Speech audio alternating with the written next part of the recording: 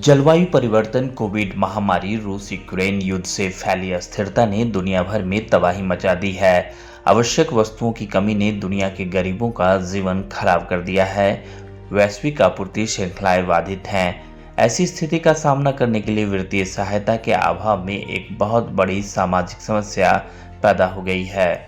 केंद्रीय स्वास्थ्य राज्य मंत्री और भारतीय जनता पार्टी के नेता भारती पवार ने विश्वास व्यक्त किया कि G20 सम्मेलन की अध्यक्षता भारत आने के बाद प्रधानमंत्री नरेंद्र मोदी के नेतृत्व में वैश्विक स्तर पर सहयोग के एक नए युग का निर्माण होगा।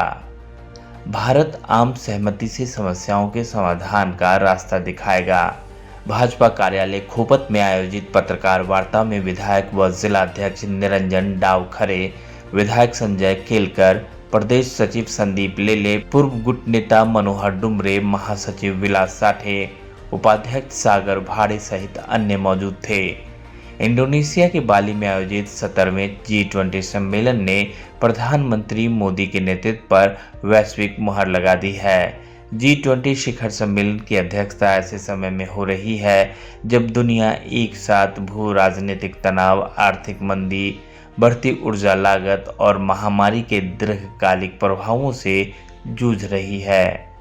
राज्य मंत्री भारती पवार ने इस पत्रकार परिषद में विश्वास जताया कि प्रधानमंत्री मोदी के नेतृत्व में भारत के सामने जो स्थिति है वह व्यापक, महत्वाकांक्षी, निर्णायक और रचनात्मक होगी। अगले एक साल में G20 नए विचारों को अमल में लाने और सामूहिक कार्रवाई को गति देने के लिए एक प्रमुख वैश्विक उत्प्रेरक के रूप में महत्वपूर्ण भूमिका निभाएगा। उन्होंने यह भी कहा कि लोकतंत्र की मातृभूमि भारत के वसुधैव कुटुंबकम का सांस्कृतिक मूल्य, प्राकृतिक संसाधनों के समान स्वामित्व और एक पृथ्वी, एक परिवार और एक भविष्य के सिद्धांत पर दुनिया को पता चलेगा।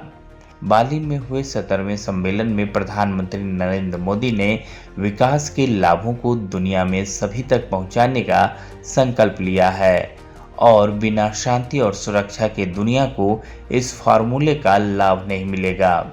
उन्होंने यह भी विश्वास जताया कि इस परिषद के सदस्य देशों ने प्रधानमंत्री की भूमिका को युद्ध की अस्वीकृति और शांति के पुरस्कार के रूप में स्वीकार कर लिया है और भारत इसके लिए वैश्विक स्तर पर जनमत जुटाने की चुनौती को आसानी से पूरा कर लेगा।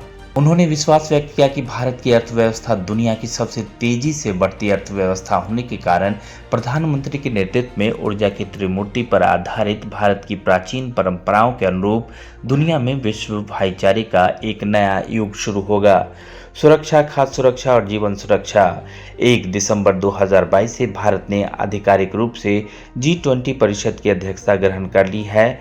दुनिया के सामने आने वाली चुनौतियों का मिलजुल कर सामना करने की भारत की प्रतिबद्धता और इसके लिए प्रधानमंत्री मोदी की सरकार ने पंडित दीनदयाल उपाध्याय के एकीकृत मानवतावाद के सूत्र को जोड़कर भारत को दुनिया में समान विकास और दुनिया में सभी के लिए साझा भविष्य का संदेश देने का अवसर दिया है। प्रधानमंत्री ने विश्व के सामूहिक विकास के लिए मानसिकता में आमूलचूल परिवर्तन की चुनौती को एक अवसर के रूप में स्वीकार किया है और यह विश्व का नेतृत्व करने की भारत की क्षमता को सिद्ध करेगा।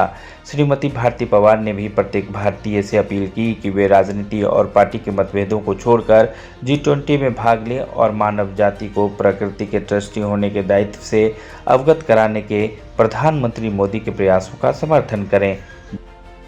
वेगळेपण जपण्यासाठी आपण आपल्या शहराला कसं सुशोभित करू शकतो, इथून सगळी तयारी करायची आणि आपल्या सगळ्यांचा त्याच्यामध्ये सहभाग महत्त्वाचा आहे, हे खास करून अधोरेखित करायचं। G20 ची संकल्पनाच मुळात माननीय मोदीजींनी सांगितल्याप्रमाणे वसुधैव कुटुंबकम। भारत अशी संस्कृती जपतो की आपण आपल्याबरोबरच इतरांनाही आपला परिवार आणि त्यांची काळजी घेण्यासाठी किती समर्पित आहोत। One earth, one family, one future, हे आपलं वसुधैव कुटुंबकमची संकल्पना आहे आणि त्या दृष्टीने आपल्याला भविष्यात एकत्र येऊन काम करायचं आहे। यासाठी G20 महत्त्वाची आहे। जेव्हा या मीटिंग्स आधीच घेण्याआधी जेव्हा चर्चा होती, यापूर्वी फार अशा मोठ्या म्हणजे ही एक आंतरराष्ट्रीय लेवलची सगळ्यात महत्त्वाची मीटिंग आहे। G20 म्हणजे सगळे इतके शक्तिशाली देश आहेत की ज्यांच्यावर मोठ्या प्रमाणात अर्थव्यवस्था चालते, मोठ्या प्रमाणात जनसंख्या आहे आज वैश्विक विचार केला तर ही इतकी शक्तिशाली देश आहेत की या माध्यमातून आपल्याला ही मीटिंग भारताच्या अनेक भागात घेण्याची गरज आहे, जेणेकरून मग नॉर्थ ईस्ट सारखा भाग असेल, जम्मू काश्मीर असेल किंवा अगदी साऊथ असेल, नॉर्थ, तर या सगळीकडे G20चा आपल्याला एक वेगळा प्रभाव या माध्यमातून तिथल्या अर्थकारणावर होईल या दृष्टीने काम करायचं. आणि जेव्हा आपण मदर ऑफ डेमोक्रेसी भारताची ओळख देतो तेव्हा मला वाटतं आपली ही परंपरा राहिली आहे की सामूहिक निर्णय घेणारी आपली प्राचीन परंपरा राहिली आहे आणि ह्या मदर ऑफ डेमोक्रेसीला आपल्याला अधोरेखित करण्याची संधी मिळालेली आहे. या मीटिंगच्या माध्यमातून आपल्या भारतामध्ये झालेली जी एक डेव्हलपमेंट आहे ती देखील आपल्याला प्रस्तुत करायची संधी आहे.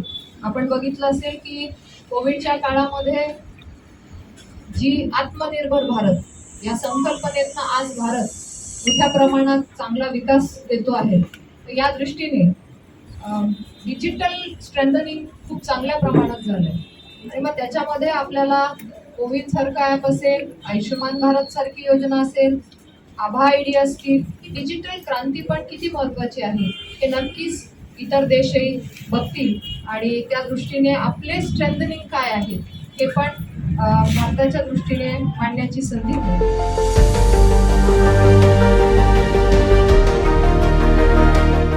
माझी मुंबई माझं घर Kings my home science Sonapatti इथे सुरू आहे. सर्वसामान्यांच्या खिशाला परवडणारी घरे आजच बुक करा. आज नाही तर कधीच नाही. 41 लाखांपासून 64 लाखांपर्यंत सर्व करासहित.